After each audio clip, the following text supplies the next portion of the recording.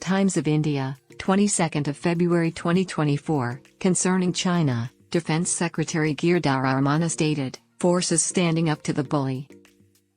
China is the adversary of our time. It has occupied territory in areas that do not pertain to it as part of its hegemonic actions." In the latest round of military talks, Defense Secretary Giridhar Aramane characterized Beijing as a bully against which Indian forces were resolutely standing along the border on Wednesday. This was in response to China's reiteration of India's efforts to defuse the two major ongoing troop confrontations at Depsang and Demchok in eastern Ladakh.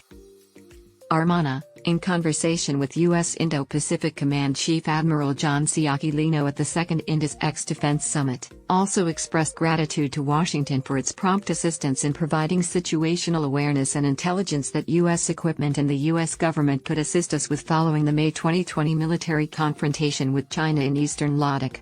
"We found it extremely useful," he stated. According to the most recent assessments, the People's Liberation Army, PLA, maintains a forward deployment of 50,000 to 60,000 heavily armed troops in the western and central sectors, Uttarakhand, Himachal, along the 3,488-kilometer line of actual control, Ladakh and Sikkim, respectively, and 90,000 soldiers in the eastern sector, Sikkim and Arunachal, according to sources who spoke to TOI.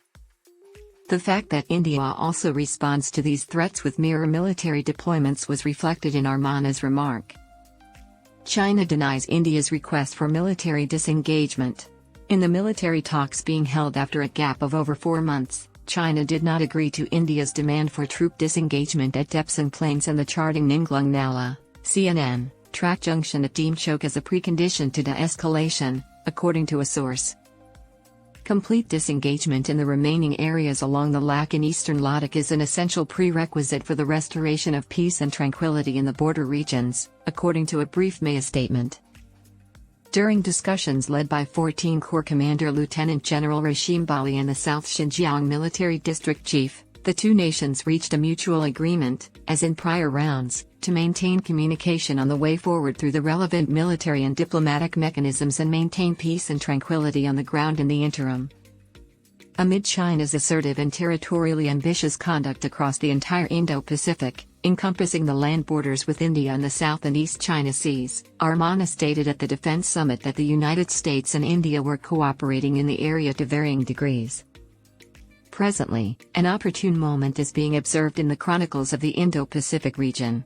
He stated that with its expansive oceans and strategic channels, the Indo-Pacific is where international trade, geopolitics, and security converge.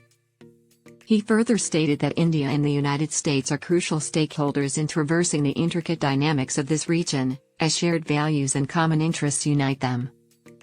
Emphasizing the strategic convergence between the two countries, Aramane stated that India was progressively seeking advanced defense technology and equipment from the United States.